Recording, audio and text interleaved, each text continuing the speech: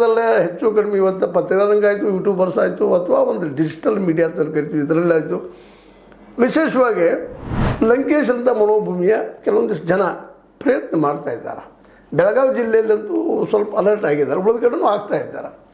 ಅಂಥವರಲ್ಲಿ ನಮಗೆ ಮುಖ್ಯವಾಗಿ ಕಂಡಿದ್ದು ವಿಶೇಷವಾಗಿ ಪಾಪಗೌಡ ಪಾಟೀಲರು ಮತ್ತು ಇನ್ನೊಬ್ಬರು ನಮ್ಮ ಸದಾನಂದ ಬಾಮ್ನೆಯವರು. ಇವರು ಜಿಲ್ಲಾ ಮಟ್ಟದಲ್ಲಿ ಭಾಳಷ್ಟು ಒಳ್ಳೆ ತಪ್ಪಿದ್ದಾರೆ, ತಪ್ಪಾಗಿರಪ್ಪ ನೀವು, ಸುಳ್ಳುಗಾರರಪ್ಪ ನೀವು, ಕಳ್ಳರಿಗೆ ನೀವು ಕಳ್ಳರಪ್ಪ, ತುಳುಗರಿಗೆ ತುಳುಗರಪ್ಪ ನೀವು ಅನ್ನುವಂಥ ದಿಟ್ಟತನವನ್ನು ತೋರ್ತಾ ಇದ್ದಾರೆ. ನಿಜವಾಗಿ ಮೆಚ್ಚುವಂಥ ವಿಷಯ. ಇದನ್ನು ಲಂಕೇಶ್ ಅವ್ರ ಕಾಲದಲ್ಲಿ ನೋಡ್ತಿದ್ವಿ. ನಂತರದಲ್ಲಿ ಯಾಕೋ ಏನೋ ಪತ್ರಿಕಾ ರಂಗದಲ್ಲಿ ಅಲ್ಲಿಯೂ ಮಾರಾಟಗಳಾಗಿ ಅದು ಬೆಳೆಯಲೇ ಇಲ್ಲ. ಆದರೆ ಇಲ್ಲೊಂದಿಷ್ಟು ಕಾಣ್ತಾ ಇದೆ.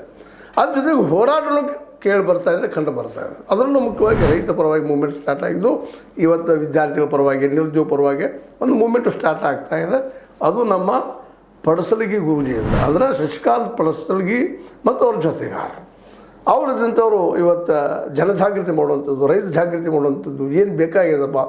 ಶುಗರ್ ಲಾಬಿಯಿಂದ ಏನು ನಮ್ಗೆ ಹಾನಿ ಆಗ್ತಾ ಇದೆ, ಶುಗರ್ ಲಾಬಿ ಮಾಡುವವರು, ಭೂ ಲಾಬಿ ಮಾಡುವವರು, ಭೂಗಾಳರು, ಇವರಿಂದ ಏನೇನಾಗಿದೆ, ಇವತ್ತು ಉದ್ಯೋಗಗಳು ಯಾಕೆ ಸಿಗ್ತಾ ಇಲ್ಲ, ಅಧಿಕಾರಿಗಳು ಏನು ಮಾಡ್ತಾ ಇದ್ದಾರೆ ಅಂತೇಳಿ ಜನಕ್ಕೆ ತಿಳಿಕೊಡೋ ಜೊತೆಗೆ ಅದು ಮೂಮೆಂಟು ಮಾಡ್ತಾಯಿದ್ದಾರೆ. ಅದರಲ್ಲೂ ಇತ್ತೀಚಿನ ದೊಡ್ಡ ಮೂಮೆಂಟಪ್ಪ ಅಂತಂದ್ರೆ ಗುರ್ಲಾಪುರ್ ಮೂಮೆಂಟ್.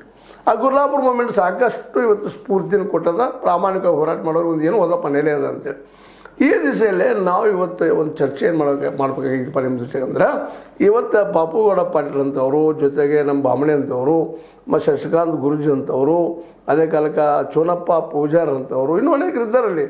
ಇವರೆಲ್ಲರೂ ಕೊಡ್ಕೊಂಡು ಒಂದು ಹೊಸ ಆಯಾಮದ, ಹೊಸ ಚಿಂತನೆಯ, ಹೊಸ ಲೋಕ ಸೃಷ್ಟಿಯ ಮತ್ತು ಹೊಸ ರಾಜಕೀಯ ಚಿಂತನೆಯ ವ್ಯವಸ್ಥೆಗೆ ಪ್ರತಿ ವ್ಯವಸ್ಥೆ ತಯಾರು ಮಾಡುವಂಥ ಕೆಲಸ ಸಾಕಾಗಬಾರ್ದು ಅಂತ. ಈ ಹಿಂದೆ ನಮ್ಮ ಲಂಕೇಶ್ ಅವರಿಂದ ಆಗಿರ್ಬೋದು, ಪ್ರೊಫೆಸರ್ ನಂಜುಂಡಸ್ವಾಮಿ ಅವರಿಂದ ಆಗಿರ್ಬೋದು, ಪ್ರೊಫೆಸರ್ ನಂಜುಂಡಸ್ವಾಮಿ ಅವರಿಂದ ಒಂದು ಸ್ಫೂರ್ತಿ ಪಡೆದ ಆದವರು ನಮ್ಮ ಸಿದ್ದರಾಮಯ್ಯನವರಲ್ಲೇ ಒಂದು ಸ್ನೇಹದ ಸ್ಪೆಷಲಿಸ್ಟ್ ಐಡಿಯಾಗಳು ಇದ್ದಿದ್ದಾರೆ.